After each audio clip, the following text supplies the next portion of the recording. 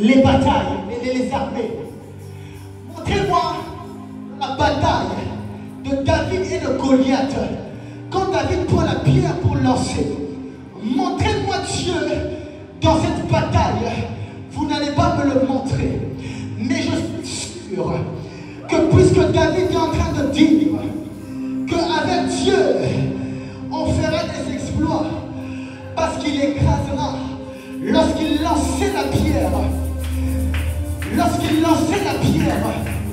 je ne peux pas comprendre comment une pierre peut toucher la tête et mettre KO. Une petite pierre peut toucher un grand géant et le mettre KO. Je vous dirais que c'est la présence de Dieu dans la pierre. En fait, quand David est en train de dire avec Dieu nous ferons des exploits, il est en train de dire derrière nos mains sera la main de Dieu. Derrière nos pieds seront les pieds de Dieu. Derrière ma lance sera la lance de Dieu. Derrière mon épée sera l'épée de Dieu. Ah, ce n'est pas parce que tu ne vois que la pierre que Dieu n'est pas derrière la pierre. Goliath, fais attention. Tu penses que je ne viens qu'avec une pierre, mais c'est que tu ignores que j'ai Dieu derrière la pierre. Goliath, tu penses que le petit David que tu vois est seul, mais c'est que tu ignores que Dieu.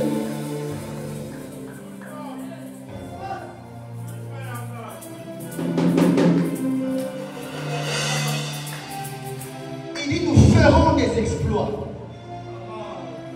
Il écrasera nos ennemis. On dirait que la part de Dieu, c'est la plus grande part. Si je suis en face de mon adversaire, je prends ce texte, adorateur Aristote, dit avec Dieu nous ferons les exploits, il écrasera nos ennemis. Je lance la pierre ou je le tue. Il est mort, donc il est écrasé. En fait, dans le résultat de cette bataille, la part qui me revient, c'est la part de l'exploit. La part de la réussite. La part du succès. Mais c'est quoi la part de Dieu dans cette bataille? L'ennemi écrasé.